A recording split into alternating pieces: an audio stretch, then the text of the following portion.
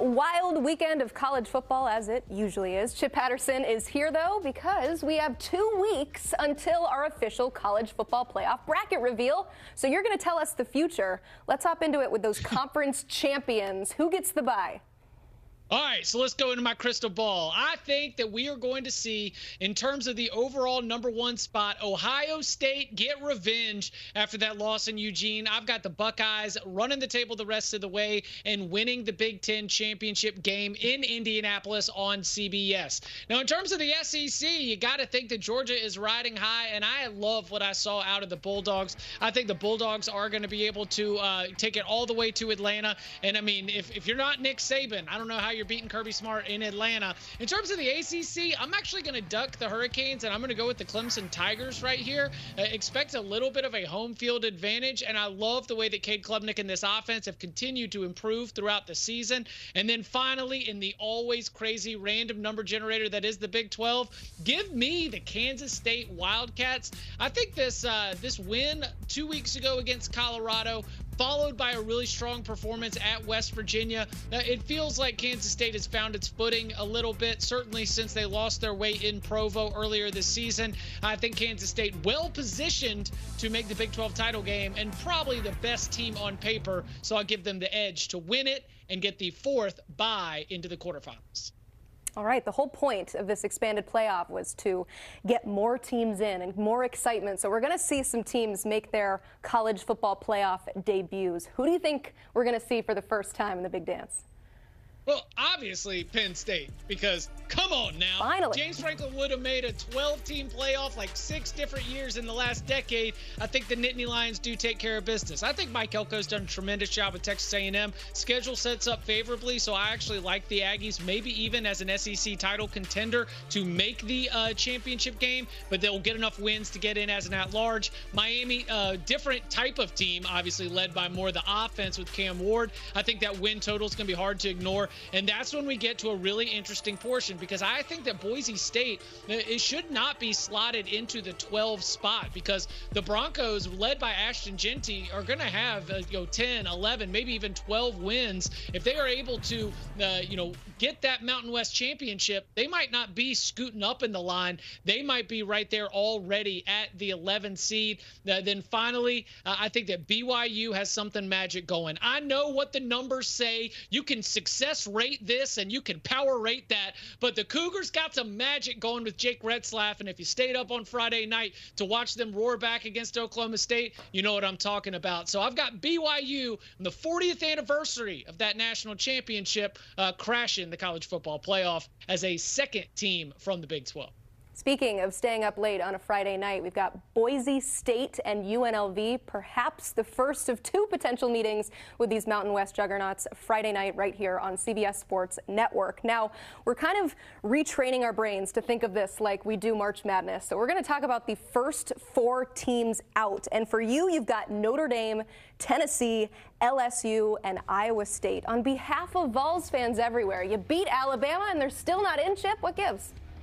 Well, I think Alabama's going to lose more, so that loss, that win doesn't, carry as much weight. I think Tennessee's going to lose to Georgia, and it's an imperfect team. I could see them slipping up at the end of the season at Vanderbilt. I could see them, who knows, maybe even losing against Kentucky if all of a sudden they get caught in another one of those one-score rock fights. So I just think that the Vols have kind of lost their way offensively, and I'm not sure if they're going to land the plane there. I've also got Notre Dame on this list because I do think the Fighting Irish will lose to either Army or Navy, if not both. It's very difficult that team, as banged up as they are, is going to have to play both service academies right at the end of the schedule, and going to USC. As down as USC has been, that could get really tricky at the end of the season.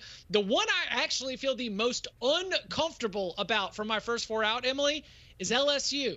Because LSU's defense has started to play better. Garrett Nussmeier is fully in rhythm with this offense. That LSU is the one where if I'm going to go back and revisit this 1 week from now, which, come on, We could. I might have LSU back in that as they are playing against Texas A&M, a team I have in as an at-large right now. I'm not ready to call anything an elimination game, but as you start moving the pieces around on the board, games like LSU and Texas A&M this weekend in Week 9 certainly feels like one where if they're both at-large teams, the winner will have a big leg up on the other.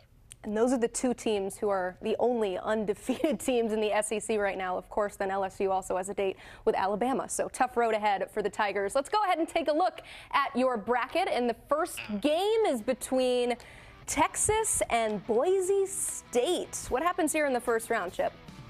All right, let's rip through this first round. And remember, we are on campus, and I think that Texas is going to be too much. That Texas defense played well enough against Georgia to win the game. It's just that with all the mistakes, Georgia got short field. So I like Texas to advance over Boise.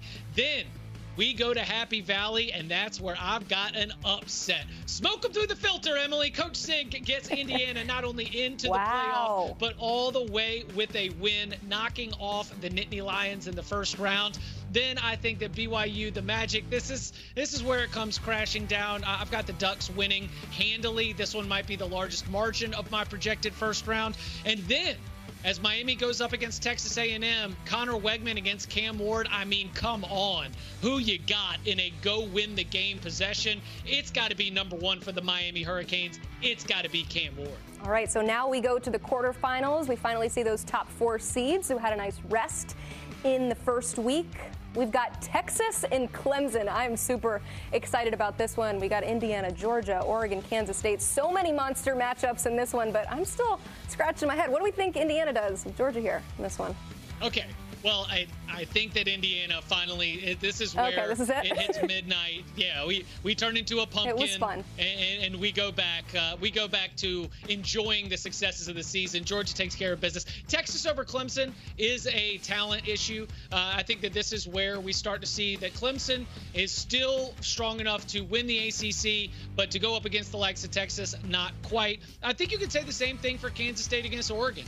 This is one of the most talented Ducks rosters in program history, and you're going to need all of that competitive depth in the playoff, and that's why I've got Oregon going over Kansas State. And then, hello, BCS National Championship game rematch.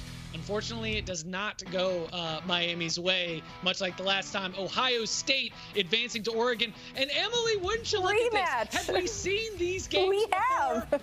Have we seen these games before? All right, well, I'm going to tell you that one of these games goes exactly like the last one did. That's Georgia over Texas. Now, I think that we've got Kirby Smart has this group finally focused and dialed in on the biggest games possible after that Alabama wake-up call. And then finally, I've got Ohio State actually winning against Oregon, learning their lessons from Eugene. And then we finish the season where we started in July with the two teams that were at the top of the sport, Ohio State and Georgia, and that's where I have the Buckeyes. All that investment in this roster proves to be worth it. Ohio State wins the national championship. Chip, there's a chance that those semifinals are not just a rematch of one game. We could see this happen potentially 3 times with those teams, but you've got Ohio State as your pick to win it all. After all the new players in the bracket, we've got the number 1 team winning it all. What is it about these Buckeyes, even after seeing them lose, that makes you feel confident in their ability to stand on top at the end? Oh, just because the overall talent level across the board, there's too many answers, and that's why I've got the Buckeyes being able to withstand anything that gets thrown their way in the playoff. All right. There we go. We don't even have to wait 2 weeks to find out the bracket because Chip already broke it down for us. We don't have to watch the rest of the season. We already know who's going to win the whole thing. Chip Patterson, thank you so much. You can check him and the guys out on the Cover 3 podcast. You can watch now by scanning that QR code or listen wherever you find your podcasts.